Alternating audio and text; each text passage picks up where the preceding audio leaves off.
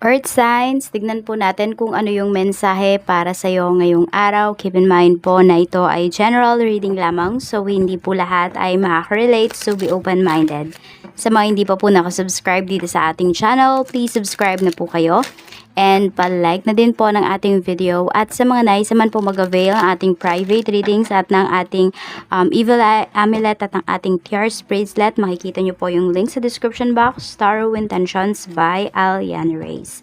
Tignan po natin kung kamusta ang energy mo ngayon. Kamusta? We have number 26. So some of you are very excited. Ngayong araw, maaari po na may imi-meet kayo na friend or mag-meet kayo ng person mo. Ayan po, basta happy kayo, mas more on happy, nasa happy side kayo ngayon, earth signs today. Tignan natin, pwede rin pala na may magko-confess ng feelings sa'yo. Ayan, or pwedeng ikaw to, baliktad, ikaw naman yung magko-confess ng feelings towards isang tao. Pwedeng itong feelings na to, hindi to about sa yung love na nararamdaman mo towards sa isang tao. Pwede po na magpapakatotoo ka dito, meron ka talagang sasabihin kung ano ba yung napapansin mo towards sa isang tao. Tignan po natin, pwedeng constructive criticism yung pakay mo pero iba yung magiging dating dun sa tao nakakausapin mo. So medyo pag-isipan mo pa rin, earth signs, kung sasabihin mo ba towards sa isang tao na yon, yung napapansin mo ba towards sa kanya or kung ano man yan. Check natin pagdating sa family, kamusta? We have your commitment is being tested. So merong pwedeng merong problem sa family, pwedeng may hinihintay kayong resulta dito, at pwede rin na meron may sakit sa family. So, alam mo yun, nasusubok, natetest po yung family ninyo, yung katatagan ng inyong pamilya, kung hanggang saan ba. Pwedeng may tao dito na halos gusto nyo ng sukuan na, kayo ng family members mo, gustong-gusto nyo ng sukuan yung taong to, but, pwede na nandun pa rin na kumakapit pa rin talaga kayo sa isa't isa. Okay, tignan po natin. Ano pa yung mensahe pagdating sa mga kaibigan? Hold your vision. So, pwede po na may mga plans kayo ng mga friends mo. Yung iba dito, pwedeng ibang mga kaibigan, pwedeng hindi sila makakapunta, pero parang ipupush through nyo pa rin po itong pagkikita-kita na to, or kung ano man tong plano ninyo ng mga friends mo. So, parang walang bibitaw. Ayan po. Kasi parang nakaayos na kasi siya, naka-fix na siya. Siguro meron lang iilan-ilan talaga na hindi makakapunta.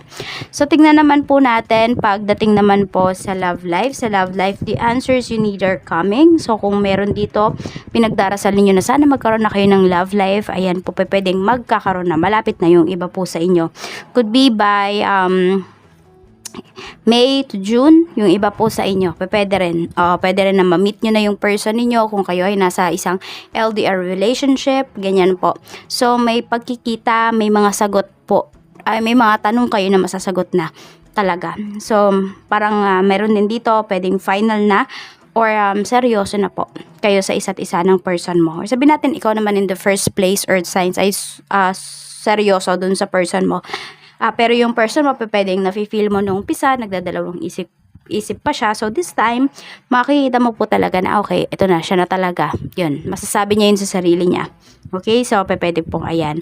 Meron dito ma-engage by the time, by May to June. Tignan po natin pagdating naman sa yung kaperahan. Sa kaperahan naman po, spirit guide. Paling talaga, no? Naiinis din kaya ako, pero wala, hindi ko maayos. Ayan.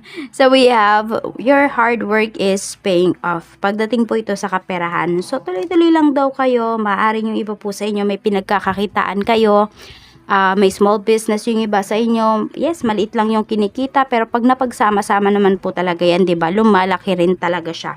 So, your hard work is paying off. Pwede rin, earth signs, may mga tao dito na hihingi ng tulong mo. Pasensya na po kayo kung naririnig yung naghihilik yung alaga ko.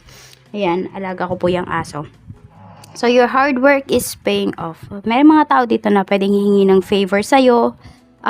Yung iba po sa inyo, maaring yes, hindi kayo naghahangad na mabayaran, hindi kayo naghahangad na may kapalit yun, pero mukhang meron talaga silang ibibigay sa'yo. Tapos yung iba po sa inyo, earth signs, hanggang sa matutunan ninyo na na kailangan nyo palang maglagay talaga ng price, hindi pala pwedeng laging libre lang. Okay, so ayan po, yung mga paghihirap nyo talaga soon ay mababayaran din po yan. Maaring magkakaroon na yung iba sa inyo ng bahay, ng sasakyan. So parang kung ano yung pinag-iipunan po ninyo, makukuha nyo talaga yon, ma-achieve nyo yan pwedeng bago matapos yung April. Check po natin pagdating naman po sa trabaho. Sa trabaho, luck is on your side. Ayan po. So, sobrang swerte ng karamihan sa inyo. Earth signs, kung kayo ay naghahanap ng trabaho ngayon, pwede po na matanggap kayo. Kung meron naman kayong current job, so, alam mo yun, parang pumapabor sa iyo yung mga pagkakataon, yung mga sitwasyon dyan sa trabaho.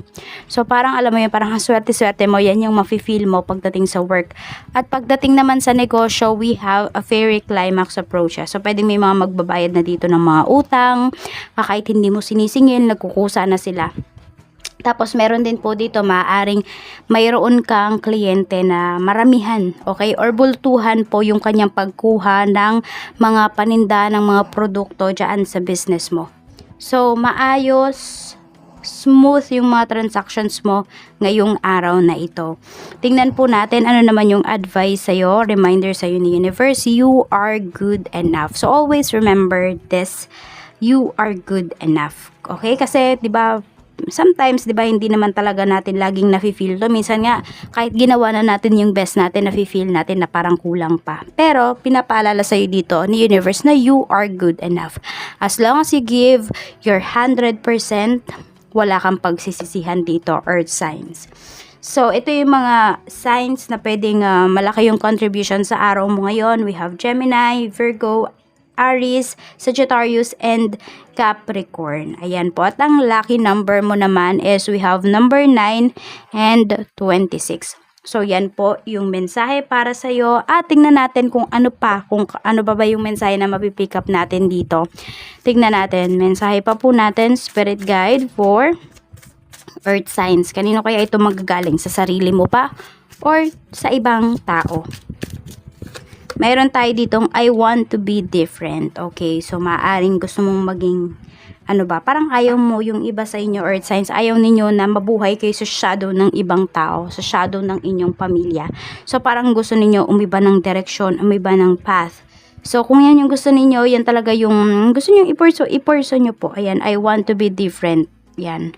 So, maybe marami sa inyo nasasabihan kayo ng ibang tao na, ay, ang weird naman ni Earth signs. Pero kasi baka ikaw talaga yun yung gusto mo. So, ipagpatuloy mo lang as wala ka namang nasasaktan na ibang tao. Wala kang tinatapakan na ibang tao, Earth signs. So, yan lang po. Stay weird, air signs. Earth signs, ayan.